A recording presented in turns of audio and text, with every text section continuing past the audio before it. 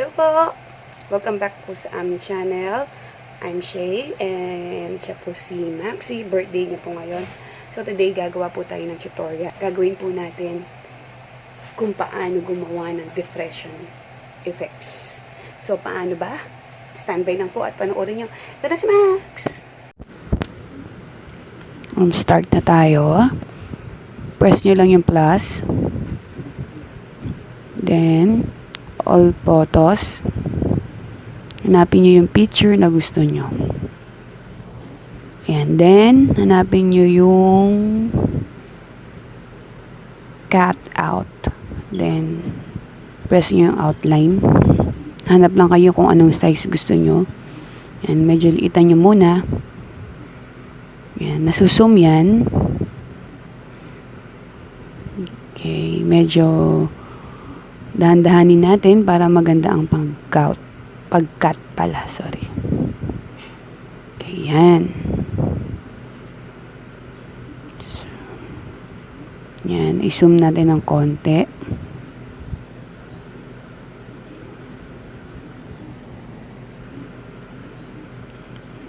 Yan, hindi ako magaling sa paggaganto eh.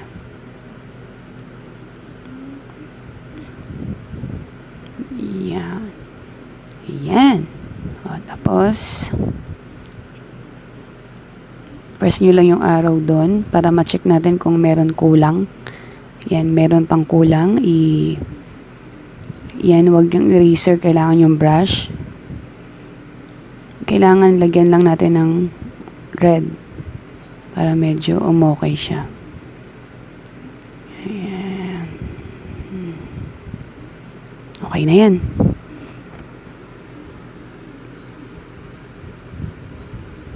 Then, save muna natin. Okay. Then, balik tayo sa start. Press natin yung plus. Hanapin natin yung pick canvas. Then, hanapin natin yung size na 1920 by 1080. Then, press mo lang yung arrow sa taas.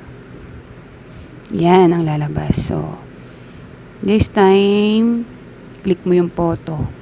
Hanapin mo yung kinat mo. Then, yan.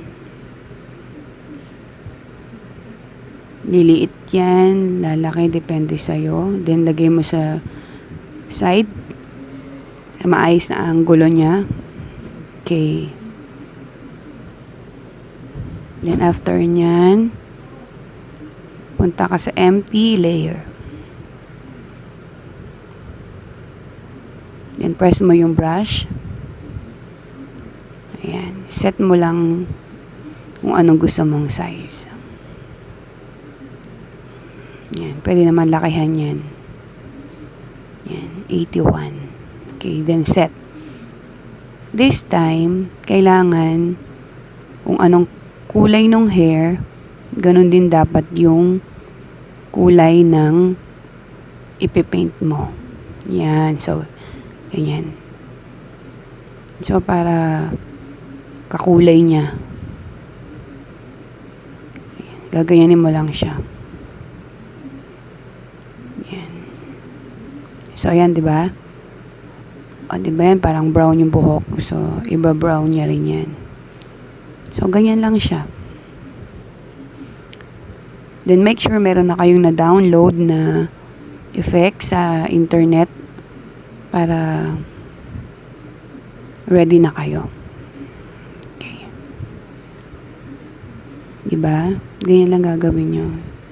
Ako kasi nag-download na ako sa internet kasi mas marami doon maganda. Then, magpa-picture na rin kayo ng mga picture nyo na aurang-aura. Pak na pak. Kunyari lungkot-lungkutan. So, ganyan. Marami na rin ako nagawang ganyan. Paulit-ulit na ako. Then, punta tayo sa photo. Hanapin na natin yung effects na dinownload ko.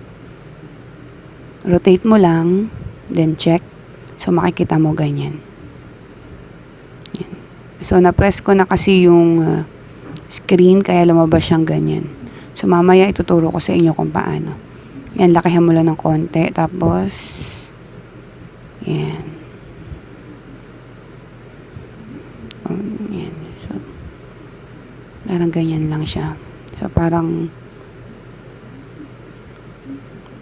nalulusaw effects. So, dagdagan pa natin ng isa. So, ganyan. Pindutin mo lang yung layer. Another empty layer. Photo. Tapos, kunin mo uli yung dinownload mo na effects. Yan. Ganyan din. Rotate. Check. Tapos, nor.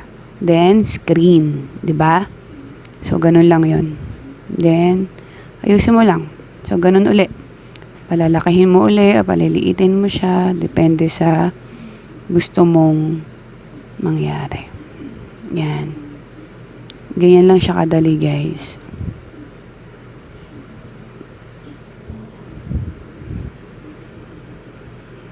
Yan. Napakaganda nitong effects na to eh. Then, next natin dyan, yung brush.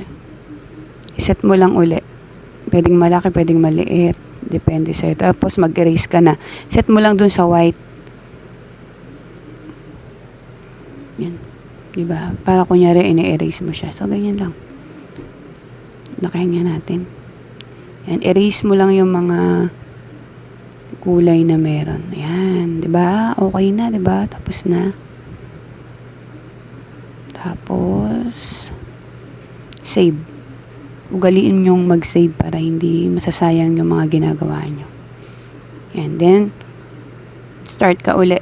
Plus, hanapin mo naman yung white background. Yan. Tapos, add photo. Hanapin mo ngayon yung natapos mo na. Paste mo dyan.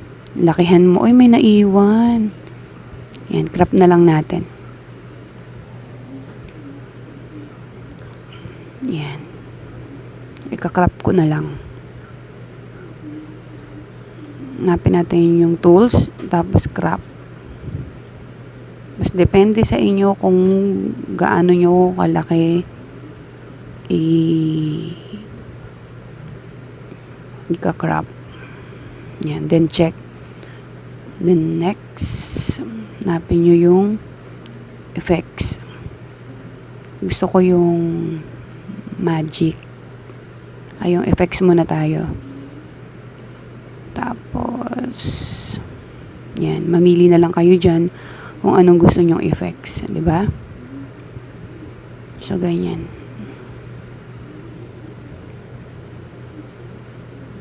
Then next, lagyan mo uli ng effects. HDR. Yan. Ito, favorite ko to eh.